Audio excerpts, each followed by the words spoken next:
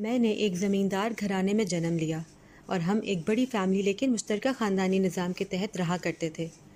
دادا کے 2 بیٹے اور 4 بیٹیاں تھیں جن میں میرے والد سب سے بڑے صاحبزادے تھے۔ دادا نے اپنی وفات سے قبل بیٹیوں کی شادیاں کر دیں۔ اب دادی ہمارے ساتھ رہتی تھیں، وہ بیمار رہتی اور ہم ان کی دل سے دیکھ بھال کیا کرتے تھے۔ امی نے ہمیں یہی تربیت دی تھی، لیکن ہماری چچی کو اپنی ساس کی کوئی پرواہ نہ تھی۔ تبھی ہمارے کزنز بھی دادی کو نظر انداز ہی رکھتے تھے، لیکن ہماری دادی سبھی بچوں کو ایک جتنا ہی پیار کرتی تھیں۔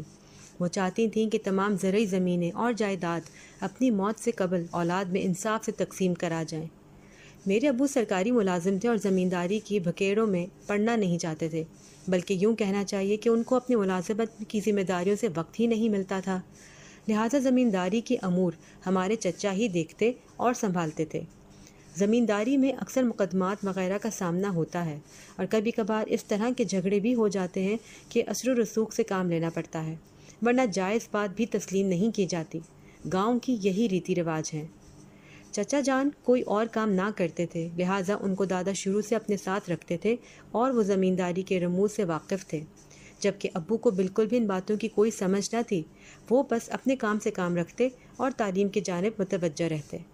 دادا کی وفات کے بعد جب چچا کو زمینداری سے متعلق مختلف معاملات کا سامنا کرنا پڑا تو وہ دادی اور والد صاحب سے کہتے کہ مجھے مختار نامہ لکھوا دو تاکہ میں بغیر کسی دقت اور محتاجی کے پیچیدہ زرعی امور کو نپٹا لیا کروں، کیونکہ کبھی کبھی قرضے کی حاجت درپیش ہوتی ہے تو کبھی کسی سے کچھ اور معاملات لینے پڑتے ہیں۔ سب کے بیانات پر دستخط درکار ہوتے ہیں اور وہ اس بات سے کافی عاجز تھے۔ تبھی دادی نے بابا اور چاروں بیٹیوں سے کہا، رمیز یعنی میرے چچا جیسے کہتے ہیں ویسا کر دو تاکہ اسے کوئی مشکلات نہ ہوں اور پٹواری وغیرہ بھی قبضہ نہ کر سکیں۔ ایک طرف تو مزاروں کو کنٹرول کرنا ہوتا اور دوسری جانب زمین کو مکابے پر دینا اور وصولی وقت پر لینا، یہ سب میرے چچا ہی کرتے تھے۔ غرض کئی طرح کے مرحلے تھے جن میں چچا کو بھائی اور بہنوں کی دستخطوں کی ضرورت بار بار پڑتی تھی۔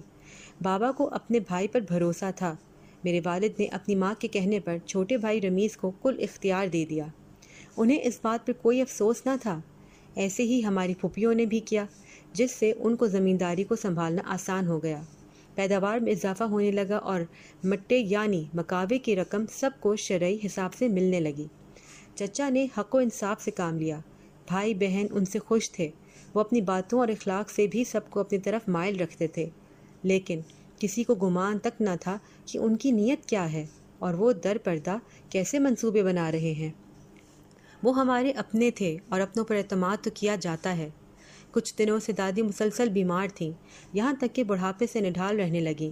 بابا نے ان کو ہاسپٹل داخل کروا دیا۔ وہاں رہ کر ان کی طبیعت سنبھل گئی۔ گھر آنے کی ضد کرنے لگیں۔ وہ گھر اور ہمارے بغیر نہ رہ سکتی تھیں۔ بابا جان انہیں گھر لے آئے۔ جب دادی نے محسوس کیا کہ زندگی کا چراغ بجھنے کو ہے تو بابا اور چچا کو بلا کر زبانی وصیت کی کہ اپنا اپنا حصہ خوشی اور شرعی حساب سے لے لینا اور زمین میں سے بہنوں کو بھی ان کا شرعی حصہ ضرور دینا۔ وہ زبانی ہی یہ وصیت کر پائیں، لکھت پڑھت کرنے کی مہلت ہی نہ ملی اور موت نے آ لیا۔ جب دوبارہ ہاسپٹل گئیں تو وفات پا گئیں۔ دادی کی وفات کے چند دنوں کے بعد ہی ان کی اولاد میں اتفاق جاتا رہا۔ ہر کسی کا منہ دوسری طرف ہو گیا۔ وجہ ایک ہی تھی کہ چچا اپنی کیسی کرنے لگے تھے۔ بابا کچھ کہتے تو وہ منہ زوری کرتے۔ وقت گزرتا رہا اور ہر گزرتے دن کے ساتھ چچا زیادہ خود مختار اور اپنی مرضی کے مالک ہوتے گئے۔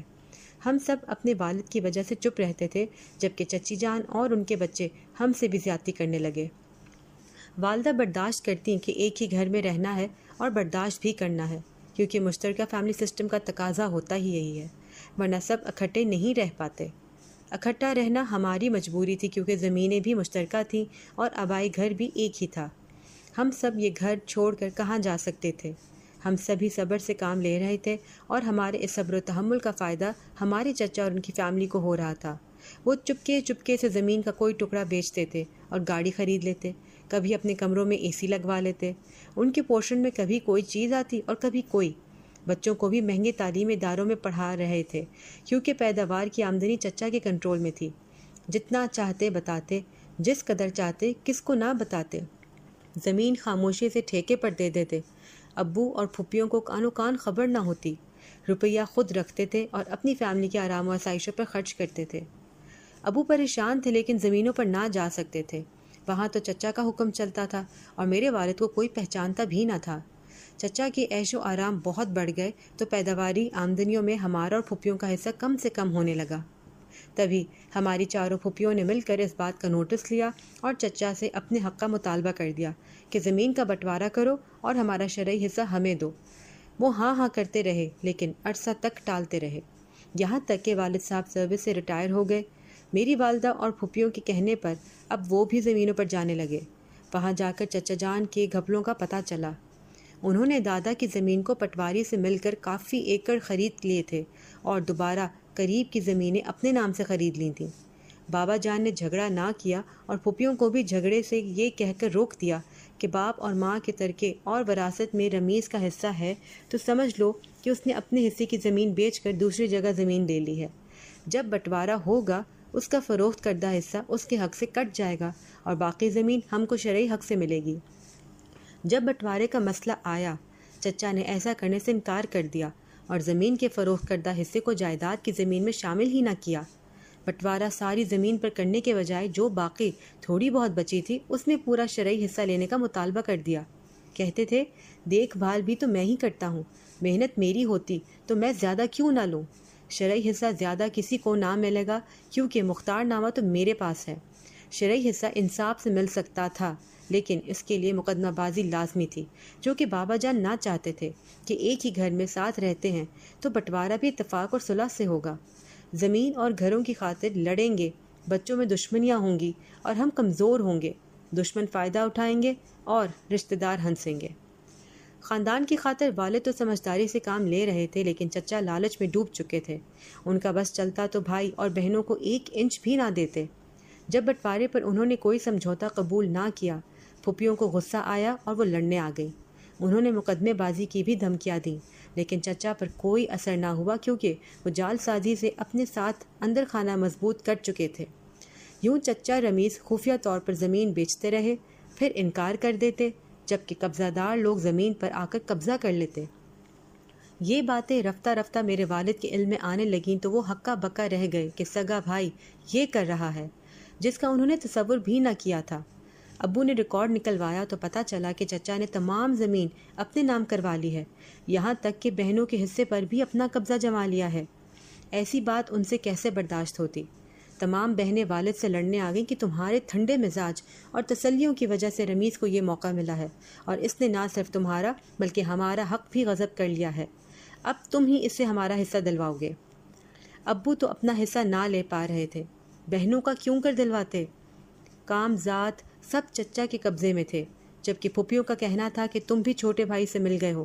ابو کو اس بات کا بہت افسوس تھا لیکن وہ کچھ بھی نہ کر پا رہے تھے۔ ایک روز چچا نے زمین کا ایک بڑا رقبہ فروخت کر دیا، رقم جیب میں ڈالی اور کراچی چلے گئے۔ وہ وہاں بنگلہ خریدنا چاہتے تھے تاکہ اپنی فیملی کو بڑے شہر شفٹ کر سکیں۔ قدرت بھی اتنی بے انصاف نہیں ہوتی۔ وہ بنگلہ دیکھ کر واپس آئے تو بیمار پڑ گئے اور دوبارہ کراچی نہ جا سکے۔ ادھر پھپھیوں نے میرے والد کے ناک میں دم کر رکھا تھا، وہ بہت پریشان تھے۔ بہنیں کہتی تھیں کہ رمیز پر مقدمہ کرو اور جس گھر میں رہ رہے ہو اس کا بھی بٹوارہ کرو، حالانکہ دادی نے کہہ دیا تھا کہ ہمارا آبائی گھر مت بیچنا اور بیٹیوں کو زرعی زمین سے ہی انصاف کر دینا۔ لیکن اب ساری پھپھیاں غصے میں تھیں اس لیے گھر بکوانے کا کہتی تھیں۔ والد صاحب کی کمزوری کا چچا نے خوب فائدہ اٹھایا تھا اور وہ بھی زیادہ دلیر ہو گئے تھے۔ علاقے کی پولیس ان کو مانتی اور سیاست میں بھی ان کا عمل دخل رہتا تھا۔ ابو زمینوں کو جاتے تو ان پر کوئی نہ پوچھتا۔ چھوٹے بھائی نے نہ جانے کیسا جال بچھایا تھا کہ مزارے تک ابو کی بات سننے کو تیار نہ تھے۔ وہ زمین کے کاغذات نکلوانے کی تگ و دو کرتے رہے لیکن بہنوں سے صبر نہیں ہو رہا تھا۔ وہ ہمارے گھر آ کر دھرنا دے کر بیٹھ گئیں کہ مقدمہ کرو یا اس